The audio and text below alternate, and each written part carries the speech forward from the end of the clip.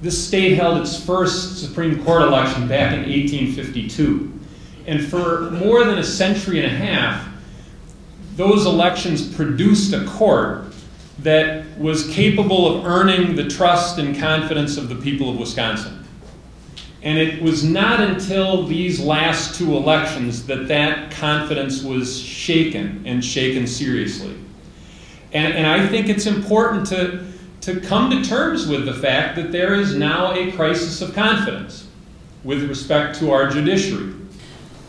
Chief Justice Shirley Abrahamson said, "We do not work for special interests, associations, advocacy groups, or political parties of any kind, pro or anti-anything. We work," she said, "instead for the 5.6 million people who call this great state home. They are the all in justice for all."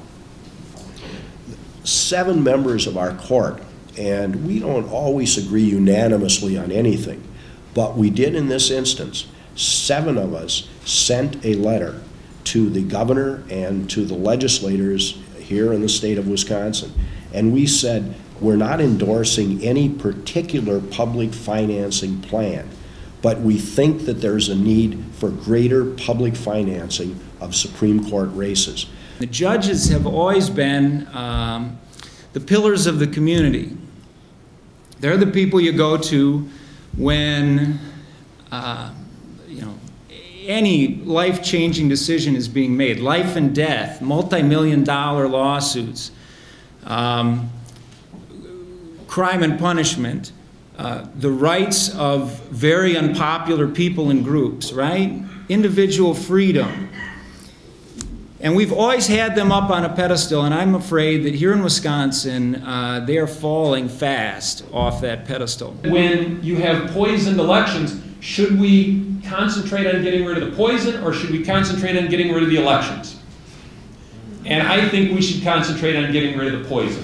The problem is not a lack of ideas, rather it is a lack of leadership, and it is a lack of political will to bring about the necessary reforms.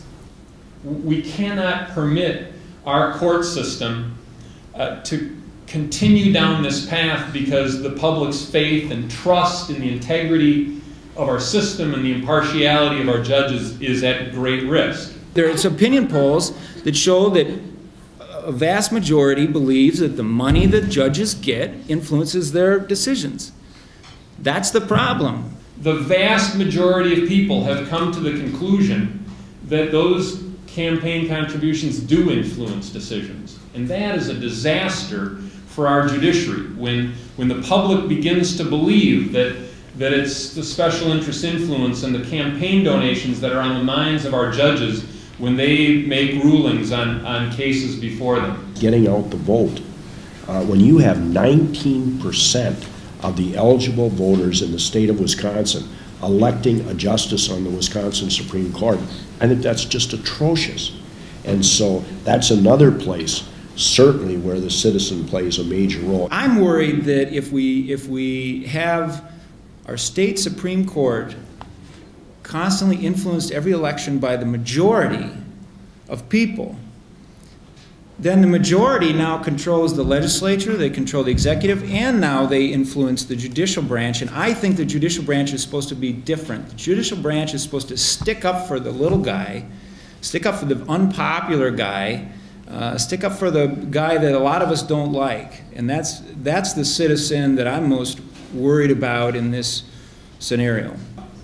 I believe a judge should be more than an attorney who knows a governor, and I believe a judge should be more than someone who is the favorite of some jury of peers or some panel of so-called experts.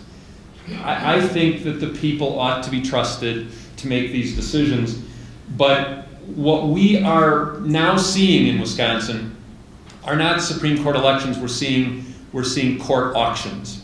I don't want anybody leaving here thinking that all of the elections for the last 20 years or 30 years or whatever have been some kind of corrupt elections where all you had were judges pandering to the public. That's totally untrue. We've had a bad situation develop here the last couple of years. There's no doubt about it. But again, you reform the system. And, you know, it's a shame if people are doubting the integrity of our court. That affects me personally. I've been a judge now for more than 31 years. And I hope that I don't come to the end of my career as some kind of a pariah. That's not the way it is with judges in Wisconsin. Our court system is built on a bedrock principle that judges are not supposed to belong to anyone. They're supposed to be accountable only to the law and the Constitution. And that bedrock principle is cracking. And it is at great risk because of what has gone haywire in our system, especially in the last 2 elections. As justices, judges, but justices on the Supreme Court is to be guardians of the Constitution. I mean, that's what I have dedicated my life to. And that means whether you're rich or poor, fat or thin, black or white, popular or unpopular, our job is to just that, be guardians of your rights. What has been missing is the political will to act. We have to hold lawmakers' feet to the fire so that they act and they fix this problem and they turn these auctions back into elections. Keep in touch.